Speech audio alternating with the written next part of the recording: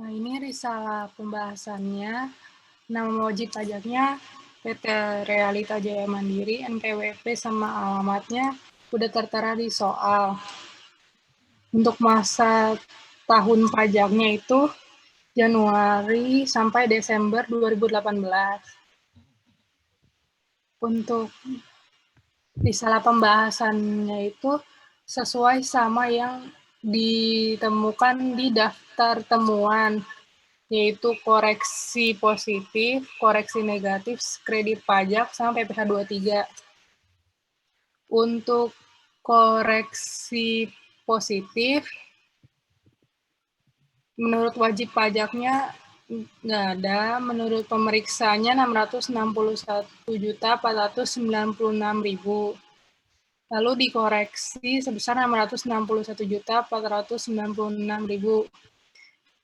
Koreksinya ini terdiri dari biaya pemegang saham 15 juta yang perjalanan dinas, Natura 9.176, sumbangan 1.920.000 dan biaya lainnya yang udah dijabarkan di lampiran.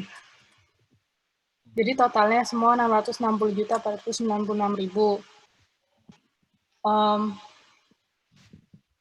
Dasar koreksinya itu sesuai sama yang ditulis di daftar temuan.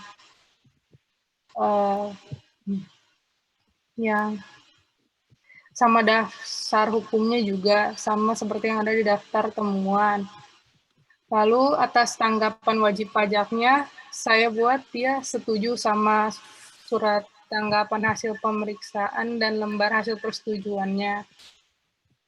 Lalu pendapat pemeriksanya juga setuju terhadap pembahasan akhir dan tanggapan wajib pajak pembahasan akhirnya juga setuju. Lalu untuk koreksi negatif, menurut wajib pajaknya nggak ada, terus menurut pemeriksanya 1.633.750.000, koreksinya jadi 1.633.750.000. Nah, dasar koreksinya itu sama yang di daftar temuan, dari penjelasannya sama dasar hukumnya. Lalu tanggapan wajib pajak atas SPHP-nya, wajib pajaknya setuju.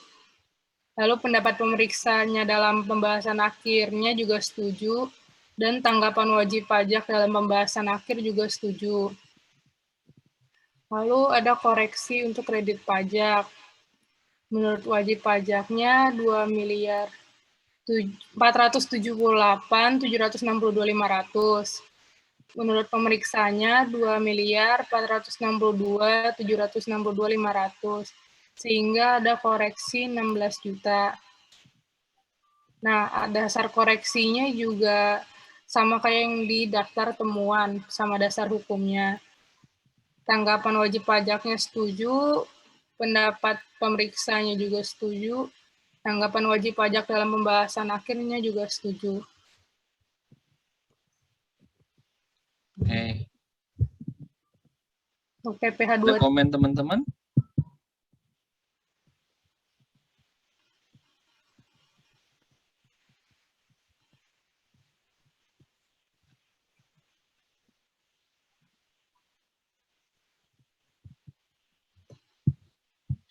Ada komen teman-teman yang lainnya?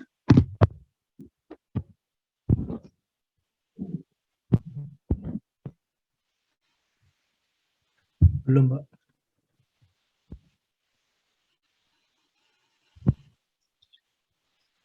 Belum. Sama nggak dengan Mbak Ivan, Mbak ini?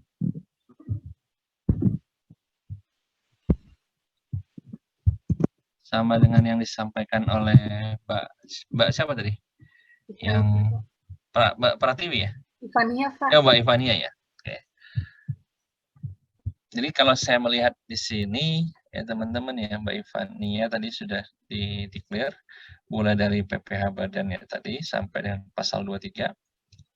Hanya saja memang objek pajak ini di 23 harusnya bukan hanya objek pajak ya. Sehingga saya kan ada PPh terutang ya, Mbak ya. Oh iya. Itu aja sih tambahannya. Oh, jadi nanti ke bawah nih PPh terutangnya juga ditulis, Pak? Ya, nanti enggak, nanti gini, pokok permasalahannya ada objek pasal 23, ya, dasar koreksi, tanggapan wajib pajak, pendapat pemeriksa, tanggapan wajib pajak.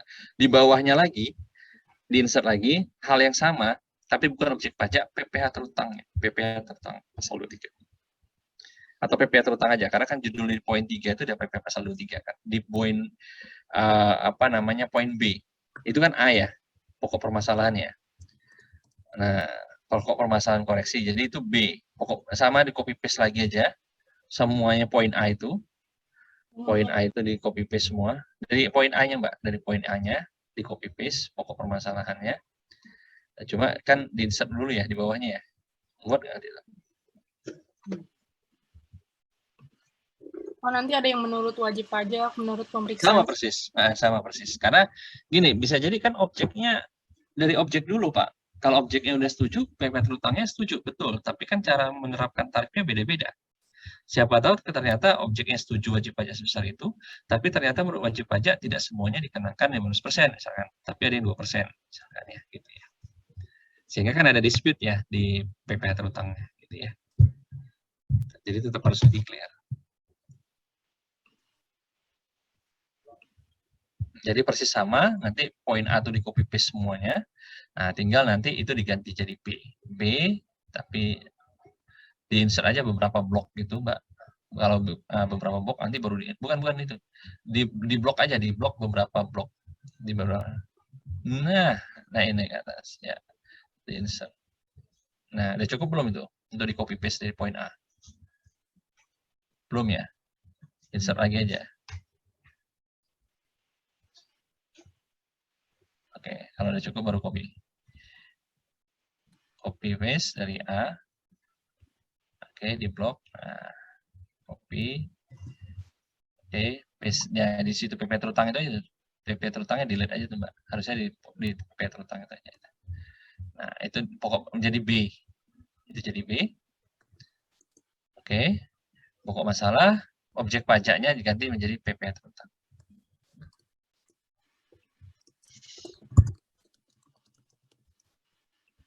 Nah, PPh terutangnya berapa? Wajib pajak kan 0 pasti ya.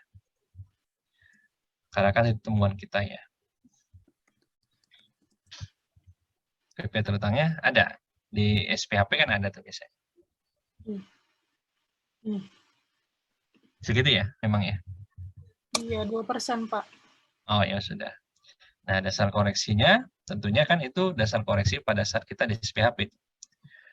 Nah, dasar koreksi di SPHP itu makanya di SPHP itu sebenarnya nanti menjelaskan objek pajak itu karena apa dan cara menghitungnya seperti apa. Jadi misalkan objek pajak ditemukan atas jasa-jasa pemeliharaan, misalkan ya. Atas jasa pemeliharaan itu, maka pemeriksa mengenakan tarif sebesar 2% berdasarkan PMK nomor sekian-sekian. Gitu ya. Jadi, ya. Atau dikenakan dasar tarif 2%, kemudian di dasar hukum pasal 23, yaitu pasal PMK nomor berapa. Gitu. Ya.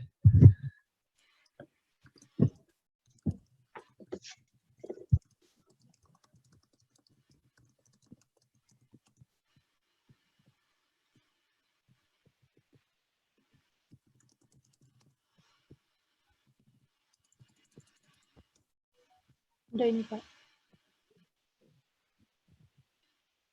Ya udah. Tarif 2%, dasar hukumnya bukan hanya pasal 23 aja ya. Sehingga ada PMK-nya kan itu.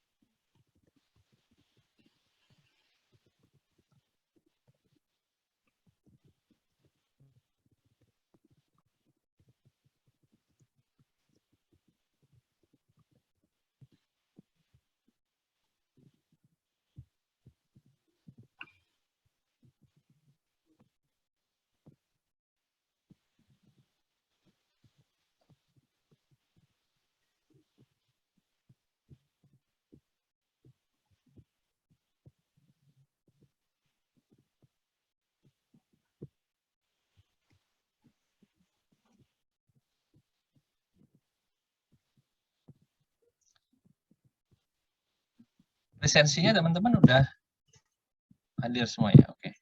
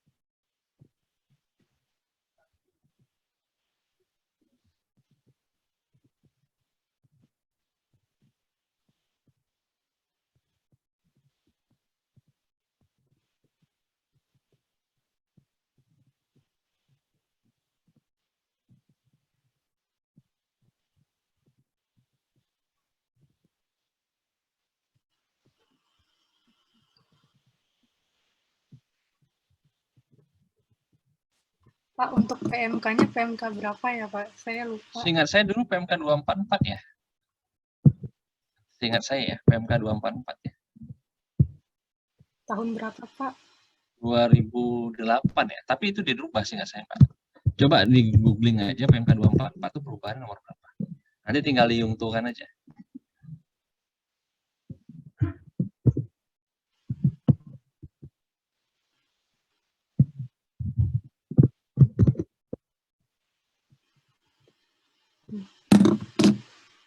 Coba dicari.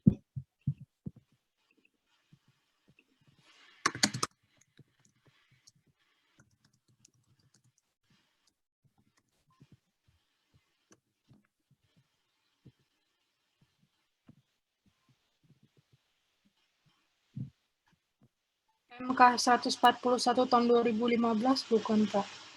Itu pengganti 244 atas jasa pasal 23. PMK berapa tadi, Pak? 141 2015.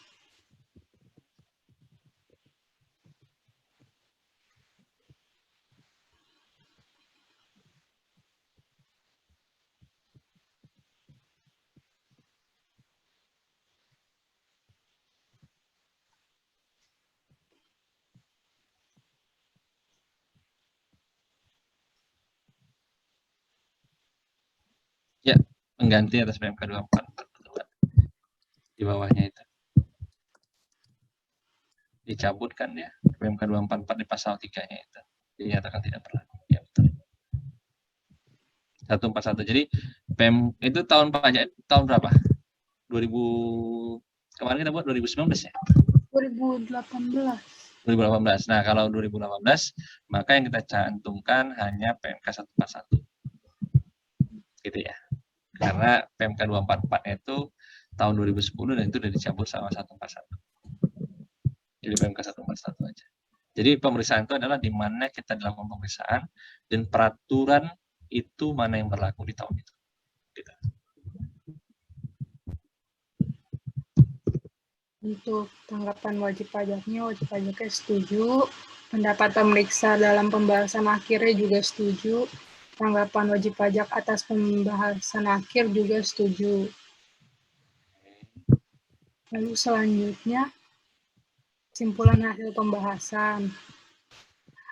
Untuk PPh Badan, koreksi dalam SPHP itu 691.496.000.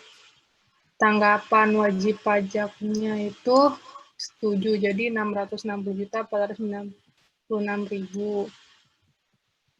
Untuk koreksinya itu 606, koreksi pemeriksaannya itu 660.496.000. Terus WP-nya juga setuju, jadi 660.496.000. Ngomong-ngomong ini kita pertemuan ke-13 atau ke-14 ya? 14, Pak. Kok di sini di absen saya cuma pertemuan 13 ya? sorry, ini kelas berapa ya? 610, Pak. 610 kan? Iya. Sebentar. Iya, 610. Kok 13 ya punya saya?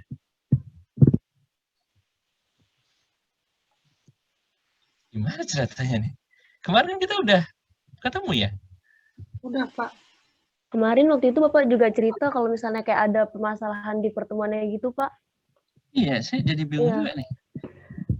Di kartu pengajar saya, ini pertemuan ke-13. Harusnya kan kalaupun nggak terisi, tetap 14 kan? Bener nggak sih? Saya dulu pernah sempat nggak ngisi tuh. Tapi pertemuannya ada 14. Ini kok 13 pertemuan ya? Mungkin itu yang absen hari ini belum masuk, Pak. Soalnya di tempat kami udah 14 juga tuh.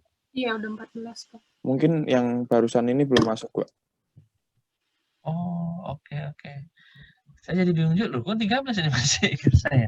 Harusnya diisi atau nggak diisi, tetap kan dia jalan kok, tapi kosong gitu kan. Nggak diisi kan. Iya, Pak. Biasanya kalau nggak diisi strip gitu. Strip aja kan. Tetap masih ada 14-nya. Pak nanti suruh ngisi kan gitu berapa realisasinya. Saya jadi bingung, jadi buyar juga dari tadi nih. Loh kok 13 ya sih? Saya perasaan saya udah 14. Iya, ya udahlah, mungkin sistemnya lagi error kali ya. Ini simpulan ya. Oke.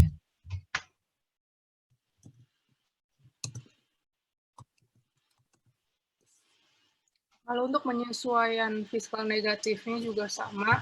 Untuk koreksi di SPHP itu 1.633.750.000.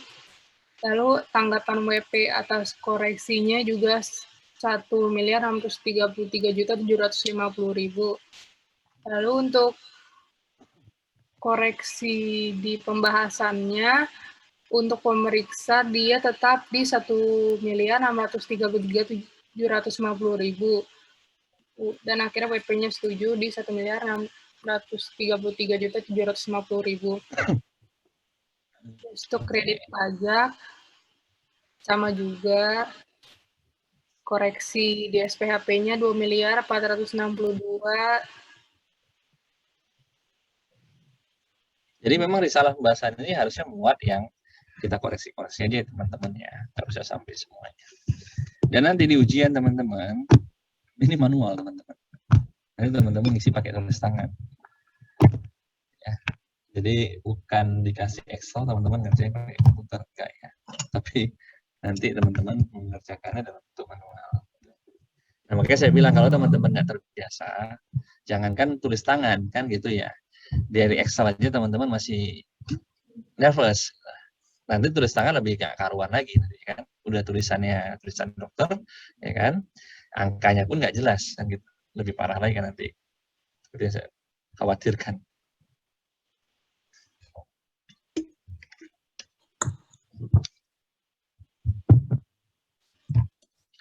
Objek 21-nya kan ada itu ya, koreksi ya. Cuma PPH-nya aja nggak ada ya. Iya. Ya, objeknya aja diisi itu berapa itu. Oh, objek 21 ada, Pak.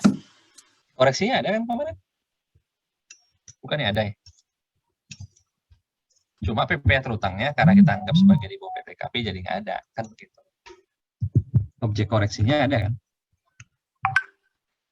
Saya buat sama, benar. Maksudnya koreksi di SPHP-nya ada kan? Oh sama, kemarin. Sama. Ingat saya sih ada ya. Kalau ada ya, oh ini sama, kebetulan banyak buat, ya sudah nggak apa-apa. Kalau teman-teman lainnya kemarin ada yang buat beda. Kalau saya kemarin saya buat beda, Pak, menurut SPP-nya. Kalau menurut pemeriksanya ada gitu. Asumsi saya seperti itu, Pak. Oh iya, kalaupun ada tinggal nanti dibuatkan di risalah pembahasan itu dimasukkan ke situ ya Mbak ya. Baik, Terus Pak. kemudian kalaupun ada yang mengadopsi bahwasanya kalau ada objek pajaknya kemudian dari objek pajak itu ditembak 5%-nya, kadang-kadang pemeriksaan seperti itu ya. Karena kan wajib pajak nggak bisa juga membuktikan kemudian dari objek pajak itu dikenakan 5%-nya, ya ada juga. Tapi kan kemarin kita berasumsi itu di bawah PTKP ya, sehingga tidak ada PPh terutangnya. Itu juga nggak masalah.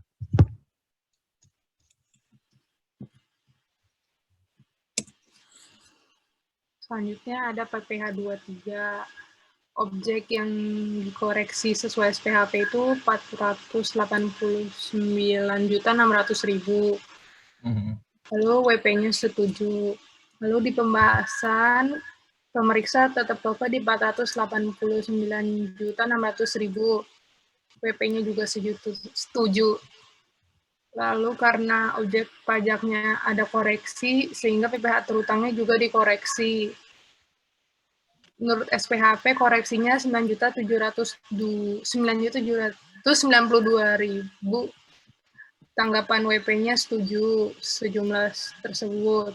Lalu pada saat pembahasan, pemeriksa tetap kekeh di 9.792.000. WP-nya juga setuju. Terus nggak mengajukan tim quality assurance.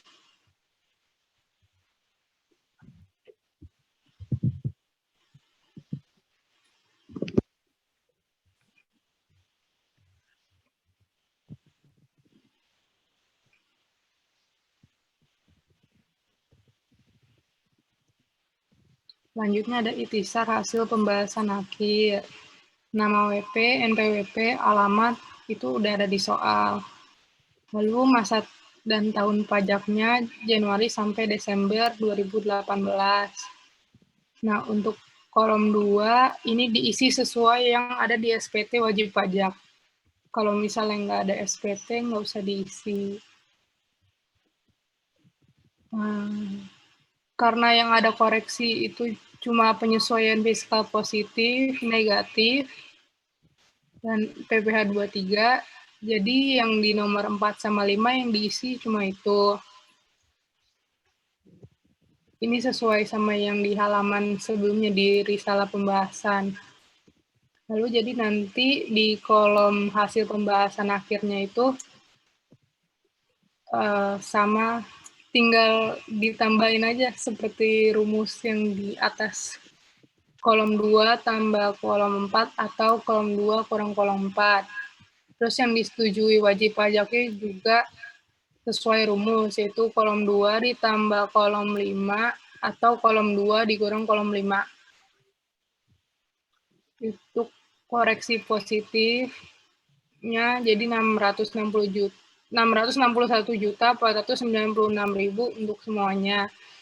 Dan penyesuaian fiskal negatifnya juga sama, 1.633.750.000.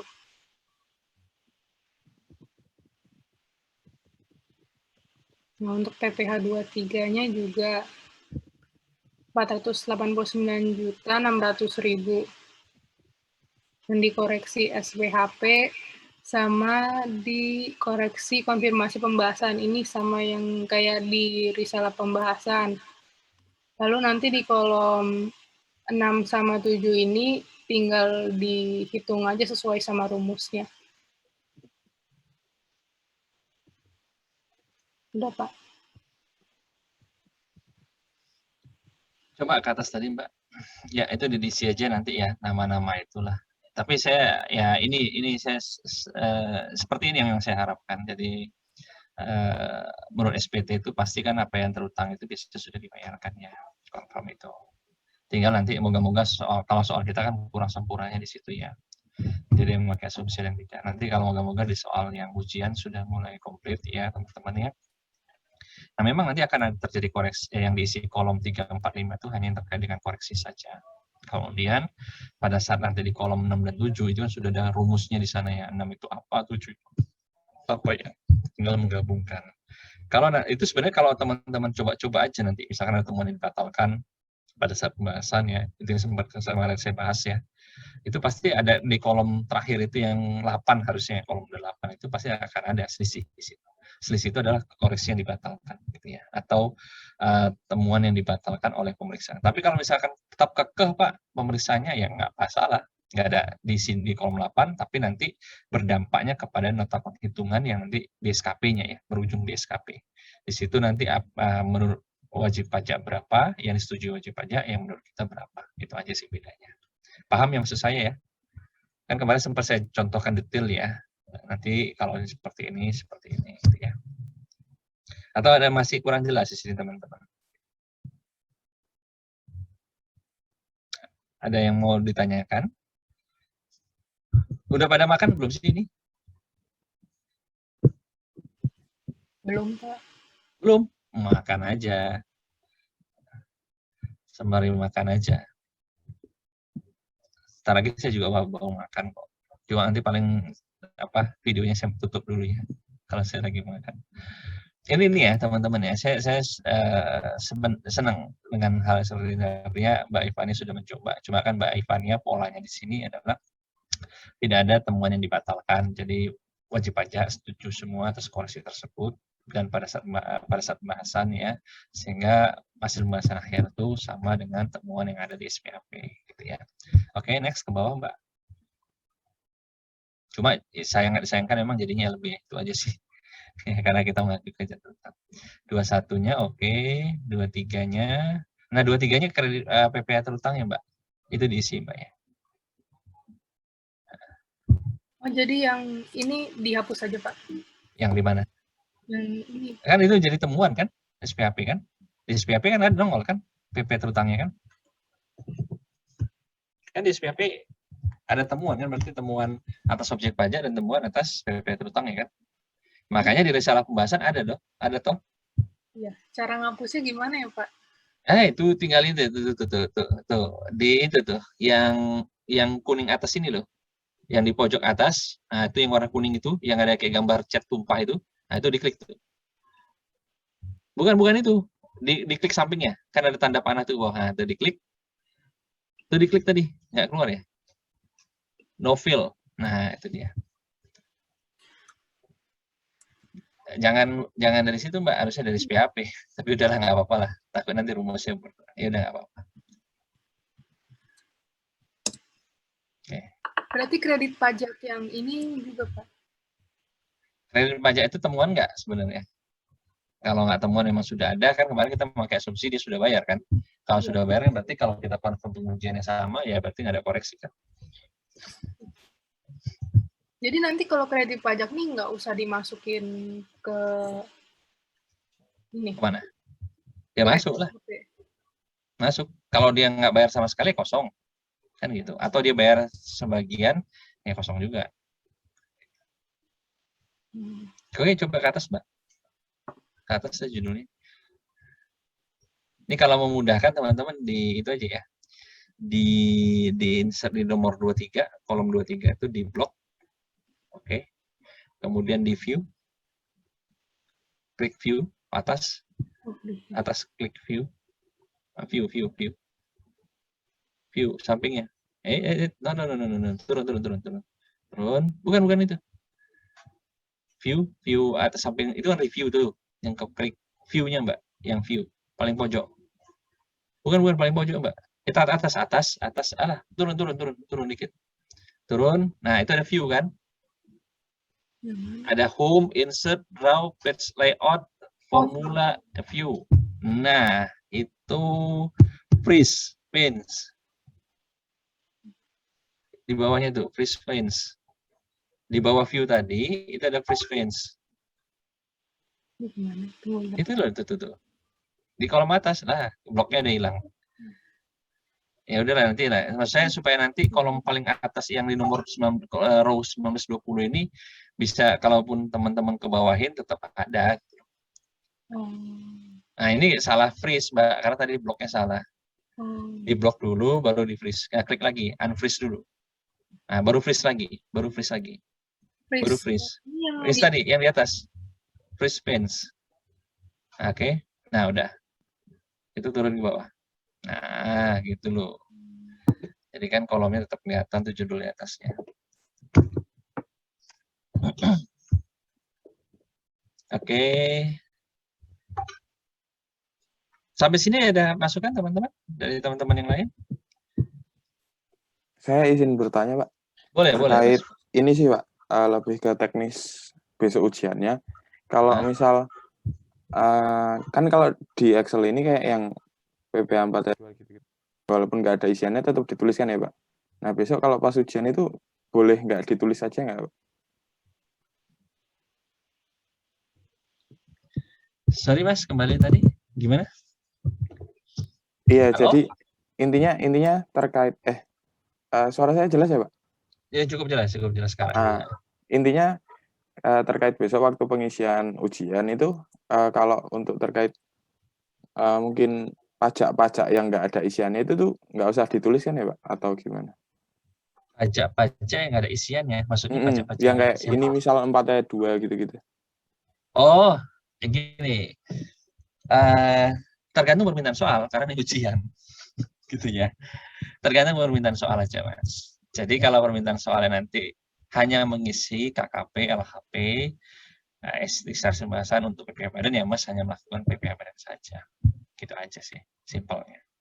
Kemungkinan untuk PPh Badan doang. Kemungkinan hanya untuk PPh Badan.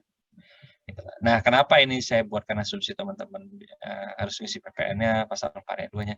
Teman-teman biar tahu KKP itu tidak hanya PPh Badan. Sampai nanti KKPN, itu KKP PPN. Dulu.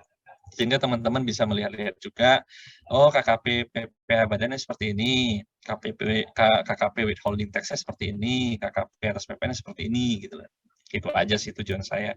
Kenapa ini saya kembangkan atas itu.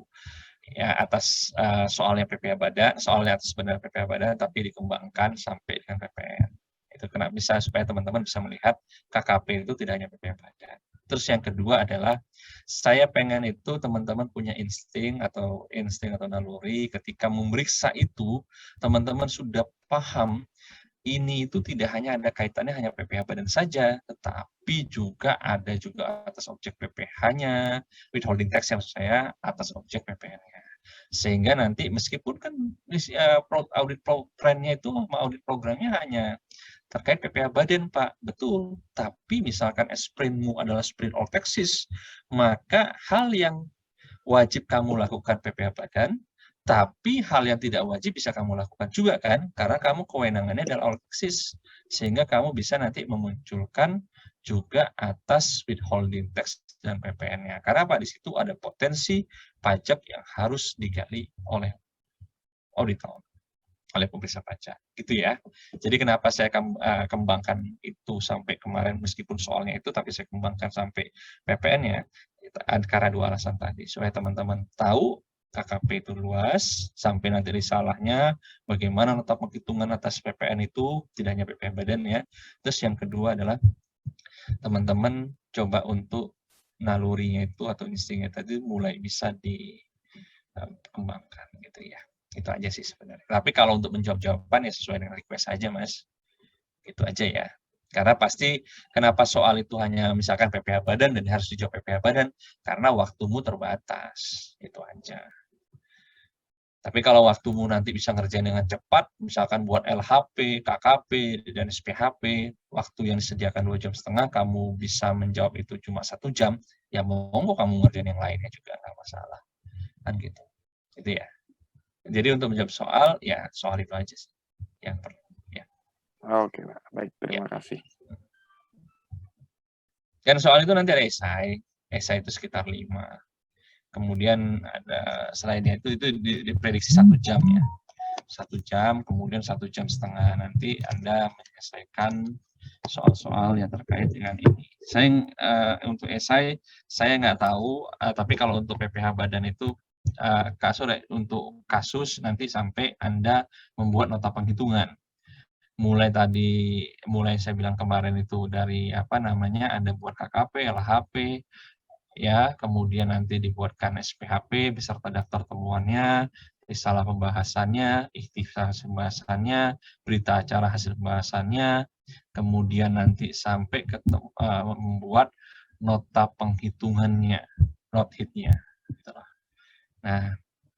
Nah, cuma terkait dengan soal, saya belum dapat gambaran, artinya bukan berarti saya membocorkan atau memberikan kisi-kisi ya, tapi kalau melihat dari silabus kita hari ini, semester setelah mid semester sampai dengan UAS, ya kemungkinan itu akan terjadi. Nah, tinggal nanti soal-soal yang esai itu bagaimana, Pak?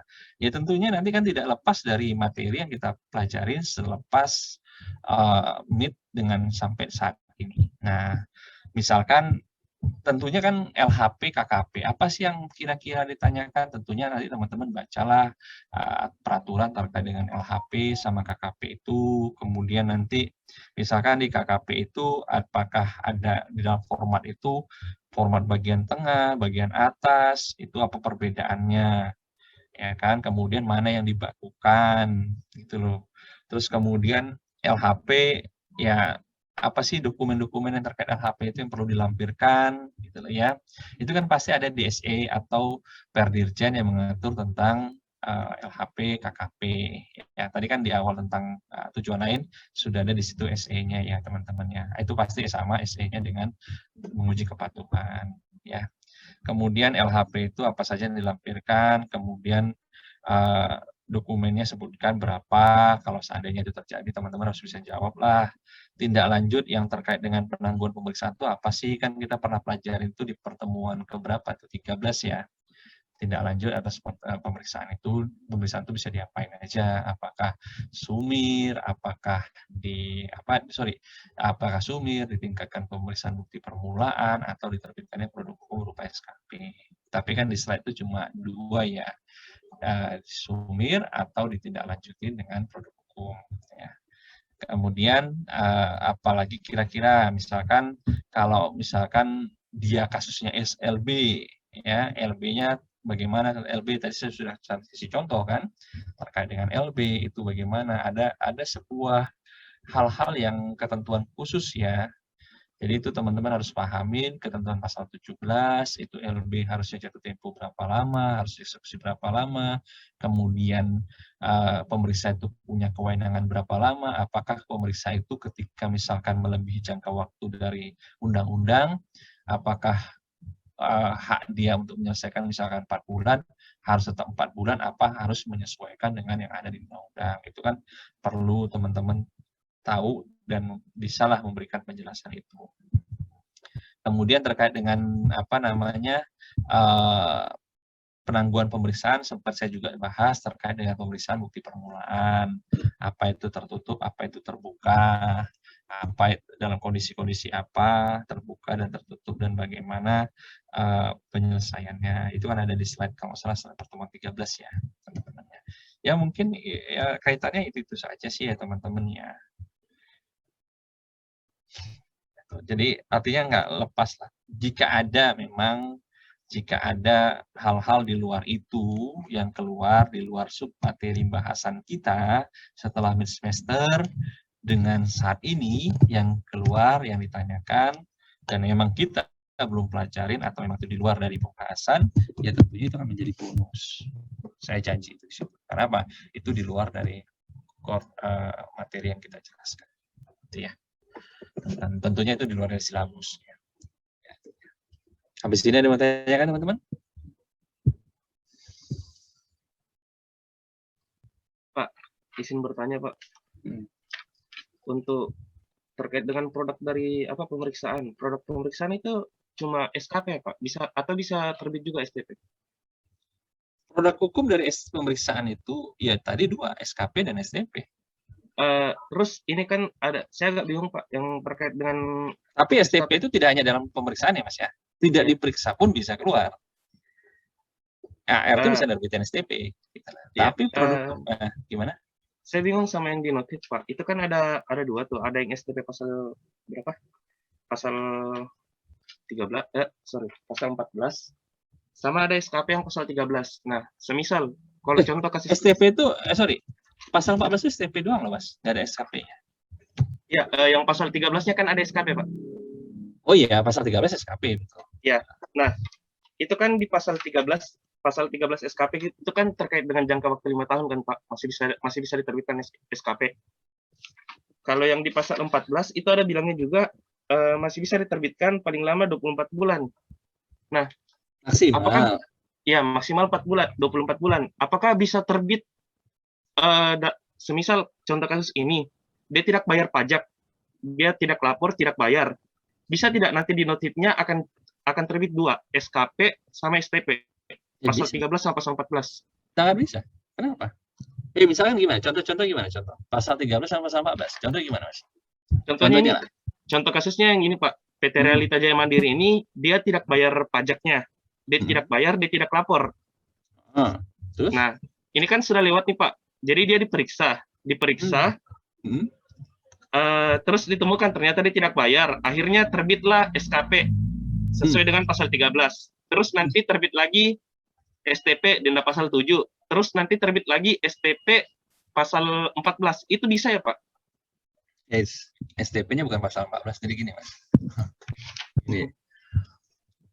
Ini atas objek apa? Pasal 23 misalkan ya? Atas PPh badannya Pak. PPh badan, oke. PPh badan itu sebenarnya kan ada dua pembayaran ya. Ada pembayaran atas angsuran 25, ada pembayaran atas pasal 29 kurang bayar di akhir tahun, begitu ya? Iya Pak.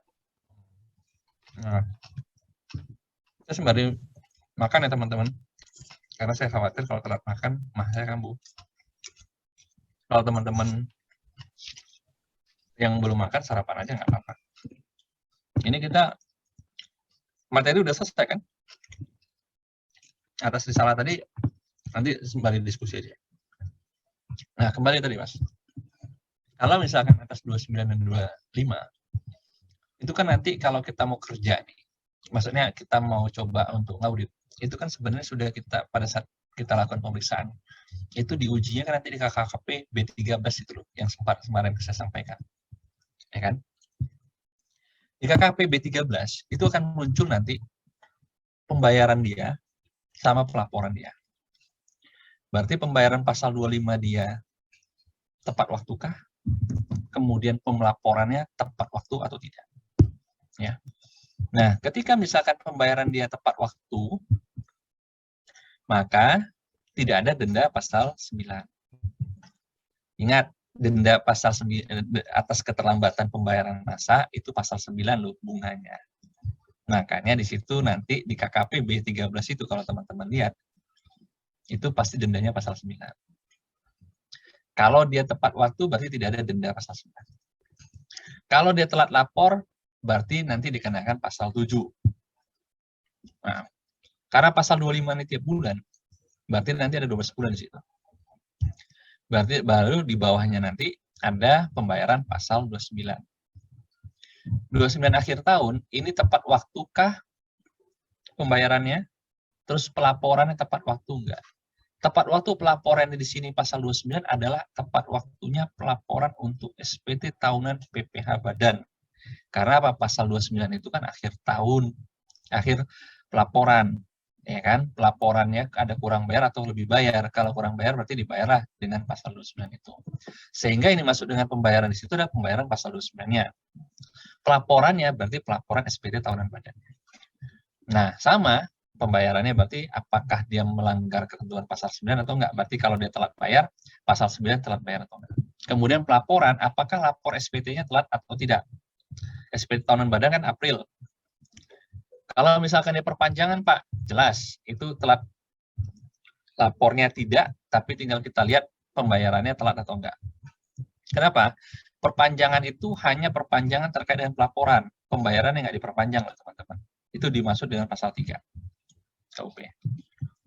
Nah, tinggal apakah pembayaran dia telat atau enggak. Kalau misalkan dia perpanjangan sampai dengan Juni, kemudian Juni itu baru dilakukan pembayaran sama dia, otomatis pembayarannya telat pembayaran dan dikenakan pasal 9. Pelaporannya bagaimana Pak? Apakah telat dianggap? Ya enggak. Sepanjang dia dapat persetujuan untuk perpanjangan jangka waktu sehingga nanti dia mengisi SPT 1770Y ya. Y. Itu pasti nanti tidak ada denda di sana sepanjang disetujui. Nah, atas dasar KKP inilah teman-teman, nanti teman-teman melihat dan nanti akan disampaikan pada saat daftar temuan di dalam SPHP itu disampaikan bahwasanya PPh badan nomor 1 PPh badan tuh koreksi bla bla bla bla di bawahnya STP misalkan pasal 9 sekian di penjelasan Anda buat STP tersebut untuk pasal 9 diterbitkan untuk bulan masa pajak apakah itu Mei Maret disebutkan di situ sehingga nilai sekian. STP pasal 7 diterbitkan sebesar sekian. Di penjelasan disampaikan STP tersebut atas pasal 7 dikenakan atas denda keterlambatan pelaporan untuk bulan apa saja. Sebutkan. Masa apa saja itu sebutkan. Termasuk kalau SPT tahunan telat lapor, ya sebutkan. SPT untuk terlambat masa pajak ini dan SPT tahunan PPh Badan. Nah, kemudian nanti pada saat nanti teman-teman mau membuat laporan net, kan laporan itu ada dua konsep laporan pada saat di awal, beserta KKP dan SPHP dan daftar temuan. Kemudian setelah ada pertemuan dengan pembahasan dengan wajib pajak, dibuatkan ikhtisar pembahasan, berita acara pembahasan akhir, ikhtisarnya, kemudian nanti setelah dari itu, apakah wajib pajak menerima atau enggak, ketika misalnya menerima, barulah dibuatkan nanti laporan net. Net itu laporan terakhir. Nah, ketika di laporan net, seandainya diterima semua koreksi kita, di laporan net itu kan nanti ada syarat, kesimpulan, dan usul. Di usul, maka nanti Anda buatkan adalah, misalkan terbit nih SKP. SKP PPh Badan senilai 10 miliar. Denda yang dikenakan pasal 13. Ingat, denda atas SKP itu dasar 13 dasarnya. Kemudian STP. STP atas bukan PPh Badannya. Tetap. Sebenarnya ya bisa saja STP PPh Badan senilai pasal 9, senilai sekian. STP PPh Badan pasal 7 sebesar sekian. Nah, untuk 2 STP ini, note hit-nya biasa 1 jadinya. Karena di atasnya itu bisa disilang langsung. Loh, yang disilang apa Pak? Pasal 14. Karena apa? Pengenaan sanksinya pasal 7 dan pasal 9, tapi produknya adalah di pasal 14. Jadi bedakan Mas. Pasal 14 itu adalah produk hukum berupa STP. Pengenaannya di pasal 9 dan pasal 7. Itu dia ya. Tapi khusus untuk faktur pajak, itu pengenaannya di pasal 14, produk hukumnya pun pasal 14. Apa yang dimaksud dengan faktur pajak? Misalkan faktur pajak cacat. Itu kan nggak dideklar di pasal manapun selain pasal 14. Sehingga dasar pengenaannya di pasal 14 dan dasar hukumnya pun pasal 14. Khusus untuk faktur pajak. Tapi kalau keterkaitan dengan denda atas pembayaran massa, denda atas pelaporan massa, itu ketika kita mengenakannya dasar hukumnya adalah pasal 9 dan pasal 7, tapi produk hukumnya di pasal 14. Sehingga nanti waktu kita membuat note hit, kita silang adalah STP, kemudian dasar hukumnya pasal 14, perhitungan di bawahnya nanti di poin 19 yang halaman kedua dari STP itu, note hit, itu kan pernah saya bilang, itu disilang untuk STP hanya 19 ayat huruf B. Benar ya? 19 ayat huruf B itu adalah denda pasal 7, denda pasal 9. Gitu. Itu. Di situ, sampai situ, sudah cukup jelas atau masih ada yang kurang jelas, Mas? Ya Pak, jelas Pak. Cuma Gimana? Nanti, kalau misalkan ternyata kasusnya ini kan, yang Mas yang tadi, ini kan dia diperiksanya di tahun 2021 ya Pak? Oke. Kejadiannya ini, kurang bayarnya ini di tahun 2018. Nah, itu bisa diterbitkan STP sama SKPKB juga ya Pak? Sebentar. Tahun diperiksanya tahun 2018, SPT-nya. SPT 2018, iya. Ya, pemeriksaan dilakukan 2021. Iya. Ya. Nah, pertanyaannya apa tadi? Pertanyaannya, apakah bisa diterbitkan STP dengan SKPKB atas kurang bayar yang sama? Gini. Tadi sebenarnya saya sudah jelasin. Nah, gini Mas Juwantomo. Apakah bisa diterbitkan dalam satu produk hukum atas STP dan SKPKB? Begitu ya? Ya benar.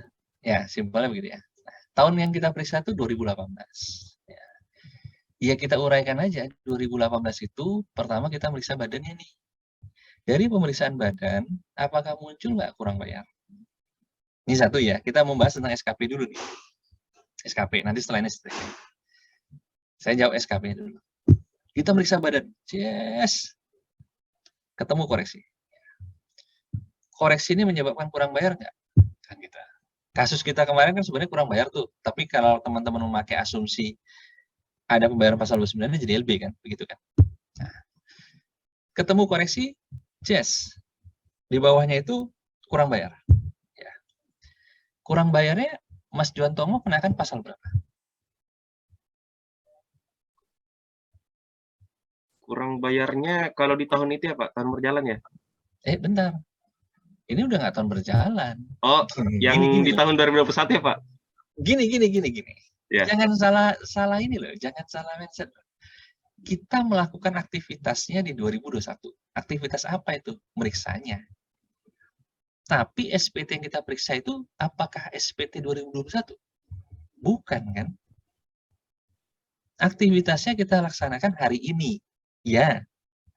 Tapi kan ini kita ngaudit atas post audit. Yaitu 2018. Peristiwanya sudah terjadi.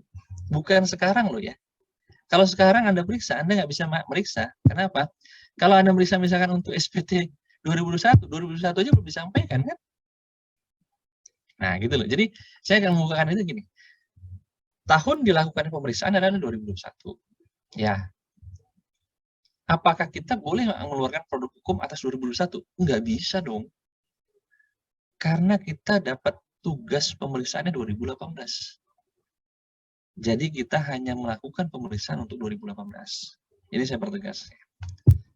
Berarti Pak, produk hukum atas 2018 saja? Iya, karena kewenangan kita yang tercantum dalam surat perintah itu adalah untuk memeriksa tahun 2018. Titik. Kalau ada temuan 2019, 2020, 2021, nggak bisa. Karena surat perintahmu 2018. Dan kamu hanya bisa ngaudit 2018. Kalau kamu membuat perluasan 19, 20, 21, maka kamu terbitkan lagi surat perintah. Karena kamu bekerja berdasarkan surat perintah. Kalau nggak ada surat perintah, kamu ilegal. Gampangnya begitu. Ya. Jadi surat perintahmu di 2018, iya, maka 2018 lah yang dilaksanakan. Ya. Oke, 2018 diperiksa nih. Yes. Ya. Kebetulan 2018 diperiksanya, pelaksanaannya di 2021. Saat ini misalkan. Saat ini diperiksa, dikeluarin. Misalkan Mas Juantomo dalam 1 bulan sudah selesai tuh ngaudit 2018. Apakah, pertanyaan pertama, apa produk hukumnya? Ya tergantung hasil pemeriksaannya. Kalau misalkan 2018 untuk SPT tahunan badan itu setelah Mas Juantomo lakukan pemeriksaan, temuan itu ada, akibat temuan itu menyebabkan kurang bayar, maka produk hukumnya adalah SKPKB. Timbul di situ PPh yang kurang bayar. Atas PP yang kurang bayar itu, pasal 13 merintahkan kenakan denda berupa bunga. Kenakanlah bunga. Yes. Bunga yang mana yang mau dikenakan di situ, Pak? Ya bunga pasal 13. Bunga pasal 14. 14 itu STP. 13 SKP. Nah, saya tadi bahas masih SKP. Jadi ketika kita bahas SKP, pasal 13. 13 berapa, Pak? Ayat 2. Bukan ayat 3. Bukan kenaikan. Kenaikan itu untuk PPN withholding tax dan PPN. Atas kurang bayar yang ada di PPh badan itu, maka dikenakan pasal 13, yaitu 2% per bulan kalau dulu. Kalau sekarang tergantung dengan Menteri Keuangan. Moga-moga soal memberikan berapa bunga yang diberikan kepada si wajib pajak. Misalkan let's say lah 0,5%. Maka kurang bayar yang misalkan 10 miliar tadi, dikenakan 0,5%. Berapa bulan, Pak, kami ngitung bulannya? Oke, 13 bilang. Terhitung sejak tanggal jatuh tempo penyampaian tahun pajak berakhir, begitu bahasanya ya di pasal 13, masa pajak berakhir atau bagian tahun pajak berakhir sampai dengan diterbitkannya SKP. Gitu ya. Nah, kita meriksa 2018. Kapan berakhirnya tahun pajak 2018? Ya Desember 2018. Berarti Desember 2018 1 Januari ya sampai saat ini 2021 di bulan Agustus berapa bulan itu? Berapa bulan Mas Jonto mungkin? Dari 24. Januari 2019 berarti. Karena kan Januari. SPT-nya Ya. 2018. Ya. Berakhirnya tahun pajak 2018 adalah 31 Desember. Berarti 1 Ya. Januari kita hitung dendanya sampai dengan detik ini. Berapa bulan itu, Mas? Ada 32 bulan, cuma di sini 32 maksimal bulan. 24. Oke. Undang-undang bilang maksimal 24 bulan. Ya sudah, berarti kita hitung yang maksimal. Maka pokok pajak kurang bayar sebesar 10 miliar, dendanya sebesar apa? 24 bulan kali 0,5% kali 10 miliar. Berarti kira-kira berapa itu? Berapa itu? 1,2 miliar ya? Oke. Ya, Pak. 1,2 miliar. Sehingga PPh yang masih harus dibayar sendiri sebesar 11,2 miliar. Jadi nanti di laporan, kalau seandainya wajib pajak setuju pada saat pembahasan, maka di laporan diterbitkan usul SKP KB sebesar 11,2 miliar. Di nota penghitungan nanti ditulis pokok pajaknya sebesar 10 miliar, kemudian di poin 19 yang dihitung adalah denda atas pasal 13 yang huruf A-nya sebesar 1,2 miliar, sehingga ketemu langsung di bawahnya sebesar 11,2 miliar dan tertulis di sana 11 miliar 200 juta rupiah. Titik. Itu SKP. Sampai situ ada yang mau ditanyakan, Mas? Sudah pas, Pak, untuk SKP. SKP. Bagaimana dengan STP-nya, Pak? STP-nya itu berarti di luar SKP dong. Ya. Berarti untuk PPh badannya apa yang di STP, Pak?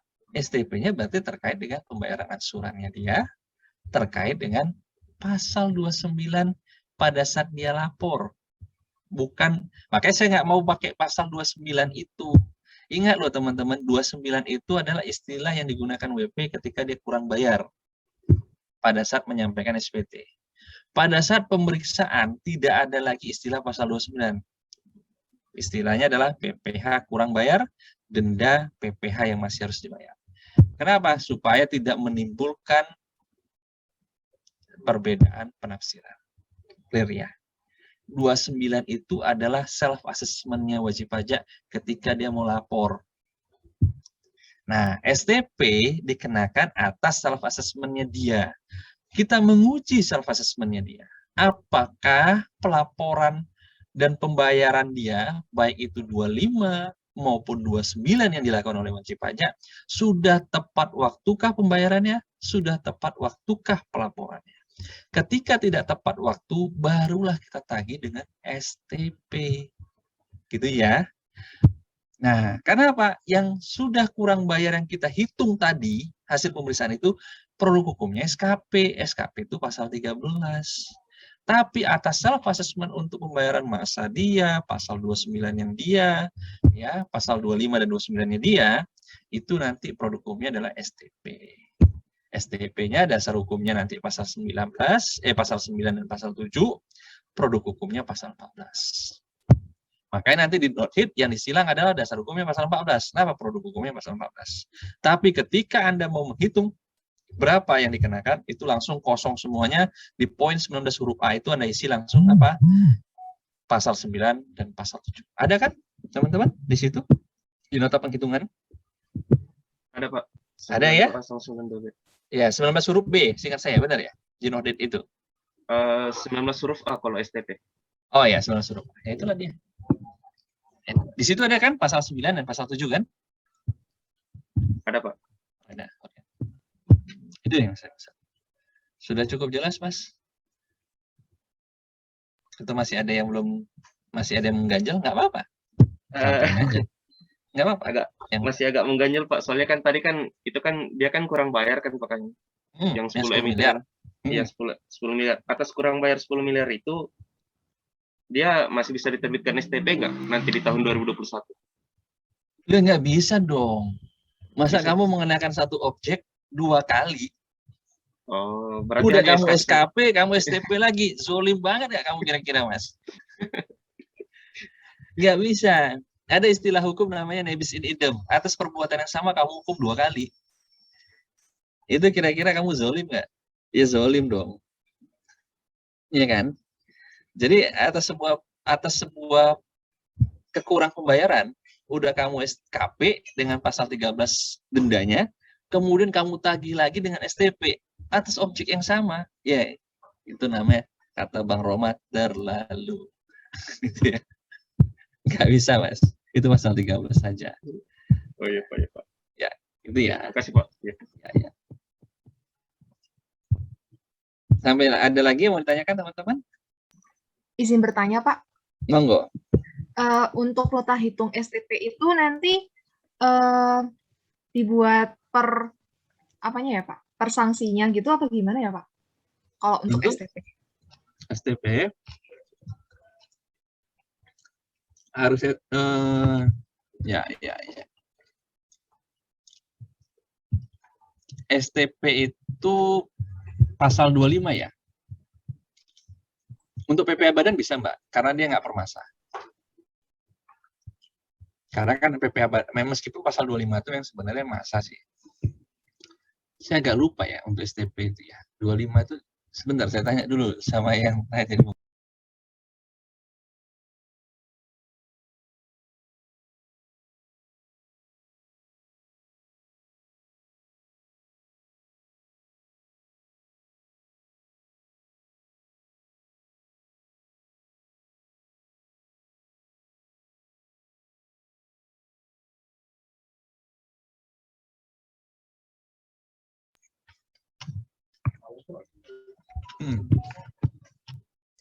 Nah,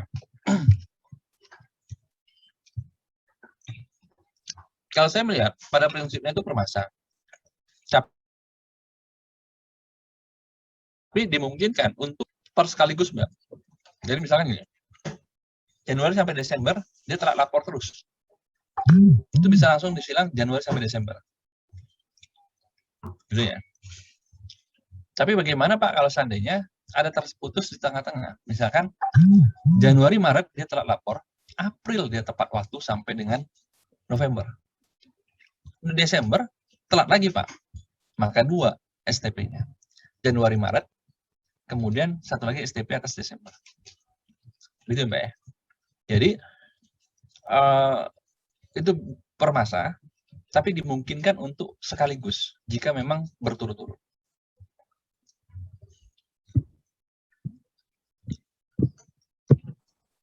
Oh ya Pak, baik. Terus kan itu kan di not hit STP kan memang ada pilihan-pilihan seperti yang tadi Bapak jelaskan ya Pak, itu ada pasal 7 KUP, bunga pasal 8 ayat 2 dan seterusnya. Nah itu berarti kalau misalkan nih Pak, dari tadi yang Januari sampai Maret itu dia memang melanggar terkait dengan denda pasal 7 dan juga bunga tadi. Berarti boleh dijadikan satu not hit ya Pak? Oh, pasal 7 atau pasal 9? Ya, misalkan seperti itu, Pak. Dia Ya, bisa. Di bulan yang sama kan, misalkan. Bisa. Ya. Misalkan dalam 1 bulan itu terjadi 2 pelanggaran, yaitu pelanggaran atas pasal 7 dan pasal 9. Ya bisa. Berarti pada prinsipnya itu sesuai dengan masa pajak dan jenis pajak ya, Pak ya? Ya. Tapi kalau misalkan memang ada pelanggaran terkait dengan masa pajak dan jenis pajak yang sama, diterbitkan satu not hit ya Pak ya? Ya, betul, satu not hit. Tapi kalau misalkan kebetulan beda bulan ya, misalkan bulan Maret dendanya pasal 7, bulan April dendanya pasal 9. Ini misalkan nggak berturut-turut lah ya, misalkan selang-seling. Bulan April telat, tapi telat lapor. Kemudian bulan Agustus telat, tapi telat bayar, lapornya tepat waktu. Maka 2 not hit. 2 nota penghitungan. Karena itu masanya berbeda juga. Masa yang berbeda juga. Yang kedua adalah saya lebih cenderung menggunakan masa yang berbeda ya, karena itu masa berbeda. Bukan atas STP-nya. Jadi kalaupun STP-nya ternyata memungkinkan, misalkan bulan April itu ada pasal 7 dan pasal 9, maka itu bisa jadi satu not hit juga, bisa jadi satu not hit. Karena dalam satu masa itu terjadi 2 perbuatan. Gitu dia. Ya. Cukup jelas, Mbak? Atau masih apa? Sudah paham, Pak. Sudah. Oke. Terima kasih, Pak. Ya.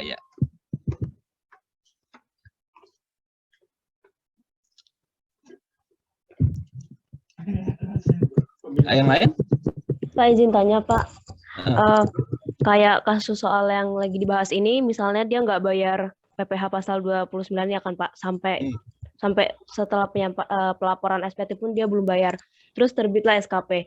Nah, itu kita bisa terbit STP atas PPh pasal 29 yang dia telat bayar nggak Pak? Yang Bisa. kena bunga Ya, pasal 29 pasal 9 ayat 2B. Nah, Ya, bisa.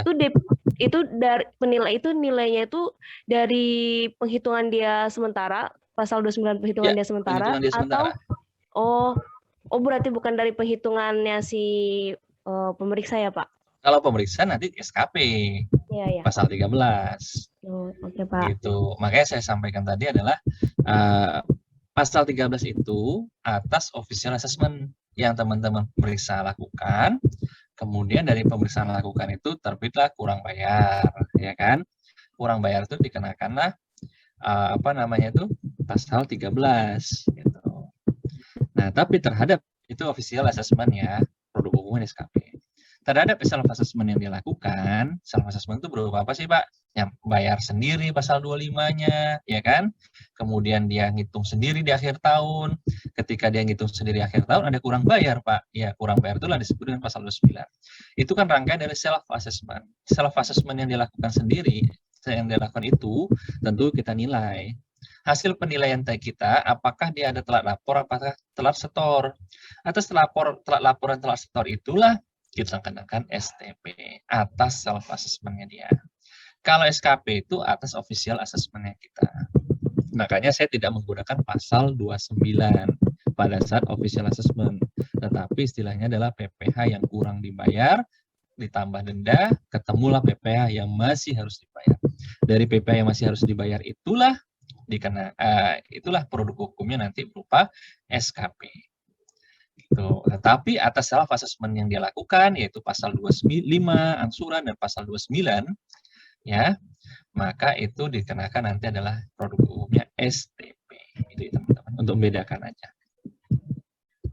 Sampai di sini ada yang mau ditanyakan, teman-teman?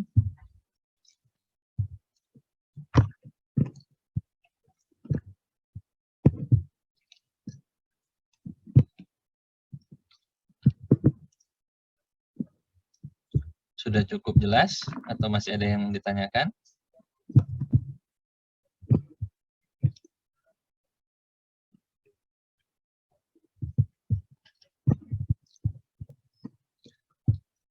Nah, nanti kalau teman-teman mau lihat SKP itu bisa dalam satu masa yang berurutan, itu nanti teman-teman bisa lihat masa pajak di dalam nota penghitungan.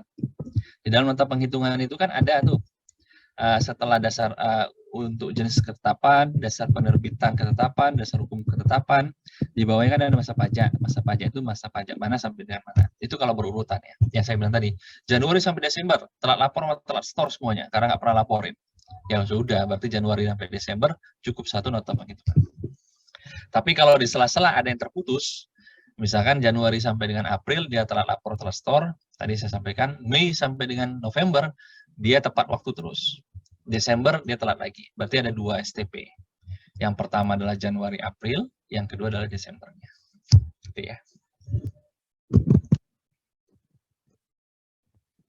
Terkait sama LHP tujuan lain saya pernah sampaikan kan yang dulu pertama kali sebelum ada KKP Olteksas PPh Badan itu kan ada KKP LHP yang singkat ya. Itu sempat kita bahas kan. KKP yang simpel ya. Ya, itu yang terkait dengan tujuan lain. Dia tidak terlalu rumit, simpel ya.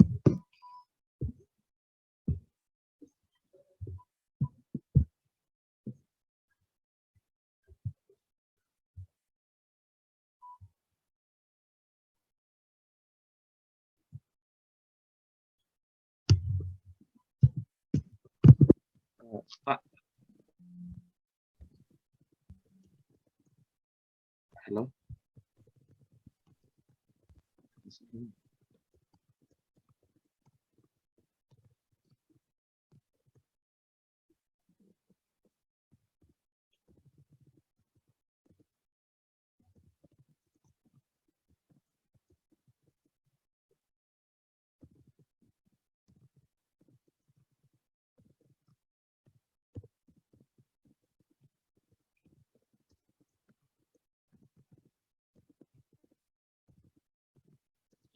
Monggo.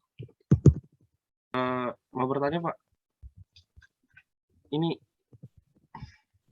halo?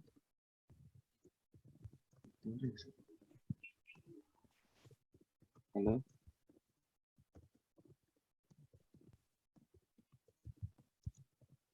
Halo, Pak.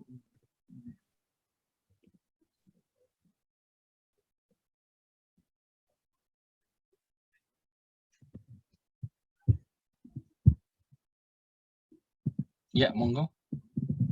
Ya. Ini kan kemarin kan sempat ada dikasih ini nih Pak, nota penghitungan PPh 21, 22, 23 dan kawan-kawannya. Nah, itu cara ngisinya itu berdasarkan apa ya Pak? Berdasarkan yang kita potong pungut atau kita yang dipotong dipungut?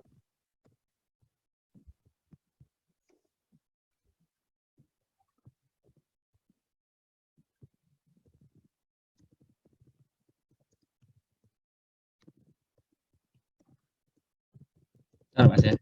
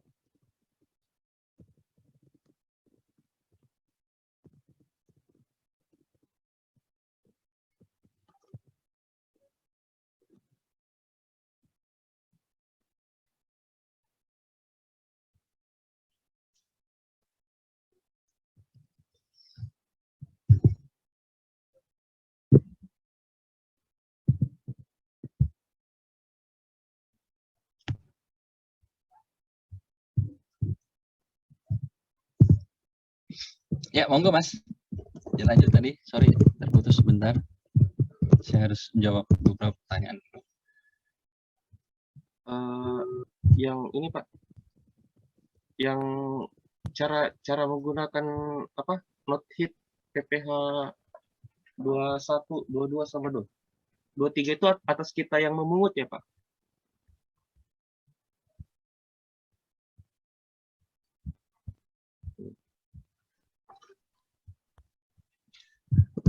Sorry, saya kurang fokus tadi. Gimana? Bisa diulangi Mas Jotomo? Gimana? Ini Pak, yang not hit PPh 21, 22 sama 23. Itu atas kita yang memungut ya Pak? Atau kita yang dipungut? Gini. Saya sebelum Mas Jotomo bertanya seperti itu, kan kita mau ngitung kewajiban pajak nih, ya. Kalau kewajiban pajak itu berarti kita memotong atau kita yang dipotong? Kewajiban pajak artinya kita yang membayar, Pak. Sorry? Kita yang membayar. Kayak gitu. Ya, sebelum membayar lah. Seharusnya kita yang dipotong atau kita yang memotong. Membayar tuh langkah berikutnya. Kewajiban kita, kalau misalkan PT artinya kewajibannya dia memotong pajak. Saya udah ngasih kunci. Kalau kita mau menghitung atas withholding tax ya, berarti yang kita hitung kewajiban, bukan hak. Kalau hak itu yang dibayar sama dia. Itu ya, udah jelas ya, kewajiban. Kalau kewajiban itu berarti posisinya kita yang seharusnya memotong atau kita yang seharusnya dipotong. Kita yang memotong, Pak. Kita yang memotong, betul. Atau disebut namanya adanya timbulnya objek pajak, sehingga dari objek pajak itu seharusnya kitalah yang memotong. Karena kita seharusnya memotong, maka kewajiban perpajakan itu adanya di wajib pajak itu sendiri. Ketika wajib pajak itu sendiri tidak melaksanakannya, maka pemeriksa bisa menghitung pajak yang terutang. Gitu, Mas. Terus fungsi kredit pajak yang ada di sini nih, Pak, yang Kredit pajak uraian yang 4 ada kredit pajak di uraian itu PP apa not hit. Not hit. Iya. Itu fungsinya apa ya, Pak? Jadi gini, dia sudah melaksanakan kewajiban perpajakannya, sudah dibayar sama dia, tapi menurut kita masih ada yang kurang. Jadi misalkan ada pasal 23 nih, ya Pak. Terus 23 itu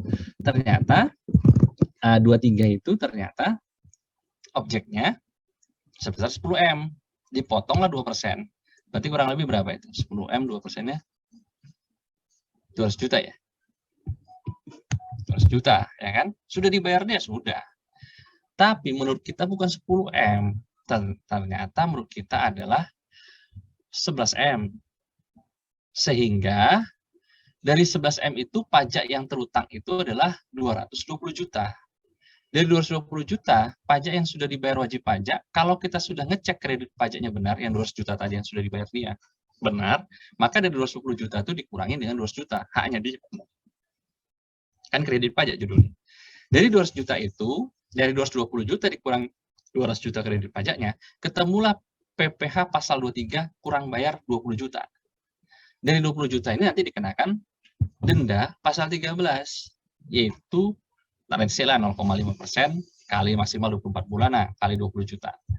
Berarti berapa itu? Kurang lebih. Ya, berapa? 1.200.000 lah. Ya. Berarti ketemu 21.200.000 PPh yang masih harus dibayar sendiri. PPh yang masih harus dibayar sendiri ini produk hukumnya apa, Pak? SKP. Gitu loh ya. Nah, mungkin nggak Pak muncul STP? Pertanyaan Anda mungkin seperti itu. Ya mungkin kalau seandainya pembayaran kredit pajak yang dia lakukan tadi itu telat lapor dan telat setor. Ya kan tadi bayar tuh, ya kan ada di objek 10 miliar, dia bayar 200 juta. Ternyata dari 200 juta yang dibayar dia itu telat lapor sama telat setor. Nah, itu yang kita tagih dengan STP. Yaitu pasal 9 dengan pasal 7. Tetapi atas perhitungan kurang bayar tadi, yang tadi objeknya semula 10 miliar menjadi 11 miliar, ya. Kemudian timbul kewajiban perpajakannya menjadi 22 juta, ya, 220 juta, 220 juta ini dikurangi kredit pajak ini sudah dia bayar itu sebesar 200 juta, ketemu kurang bayar 20 juta, dikenain sanksi misalnya 1.200.000, maka PPh yang harus dibayar, PP 23 yang masih harus dibayar 21.200.000, ini produk hukumnya adalah SKP. Bunga yang dikenakan kepada dia adalah bunga pasal 13. Kembali lagi, karena Pak itu sudah official assessment, Anda yang menghitung SKP itu. Tetapi STP adalah atas perbuatan self assessment yang dia lakukan, kemudian dia tidak patuh, ya kita denda dengan STP. Gitu ya. Kan saya selalu pisah tuh supaya Anda agak sedikit bisa membedakan. Atas self assessment yang dia lakukan, ya atas self assessment yang dia lakukan, kemudian timbul ketidakpatuhan, ditagih dengan STP. Atas perhitungan kita menghitung sendiri, kemudian ketemu PPh yang masih harus dibayar, itu produk hukumnya SKP, dendanya pasal 13. Bisa dibedakan ya? Iya Pak, bisa. Berarti ini kalau misalkan di tabel ini, ini kan ada penghasilan kena pajak atau DPP, kita isi PPh 23 berapa objeknya. Terus kan di menurut nomor wajib pajak ada tuh, menurut wajib pajak 10M, menurut Fiskus 11M, ya kan? Iya. Terus Nah, diisi terus? lagi di nomor 3, PPh pasal 23 yang terutang berapa. Ya, betul. Nah, nanti di bagian kredit pajak kita isi di setoran masa dan tahunannya, Pak. Kalau kasusnya 23 berarti yang dibayar dia berapa? Misalkan Iya. nih, yang dibayar dia tadi atas 10 miliar tuh 200 juta, ya kan? Iya. Menurut dia, di SPT-nya dia. Tapi ternyata kita uji kredit pajaknya itu bukan 200 juta. Masih ada yang kurang bayar, misalnya 180 juta cuma. Ya berarti ada koreksi juga di kredit pajak. Dari menurut wajib pajak di SPT 200 juta, kredit pajaknya menurut kita cuma 180. Maka koreksi juga 20 juta, kan gitu. Nah, berarti objek PPh kita adalah sebesar 220 juta, kredit pajak menurut kita 180 juta, ketemulah kurang bayar 40 juta. 40 juta itu dikenain denda, gitu ya, Mas. Oh iya, saya bingung cuma di bagian tabelnya saja, Pak. Itu di tabelnya berarti kredit pajak itu kita isi 4B ya, Pak? Yang 200 juta tadi itu. Ya, kalau seandainya kita mengaminkan 200 juta kredit pajaknya dia, artinya kita sudah nguji, dan hasil pengujian itu memang kita membenarkan 200 juta yang sudah dibayar. Oh, iya, Pak. Gitu ya. Tapi kalau Pak. ternyata hasil pengujian kita mengatakan kredit pajakmu bukan 200 juta, tapi 180 juta, maka 180 juta yang kita pakai menjadi pengurang dari 220 juta hasil hitungan kita. Gitu ya, Mas ya. Iya, Pak. Oke, Pak. Ya, ya.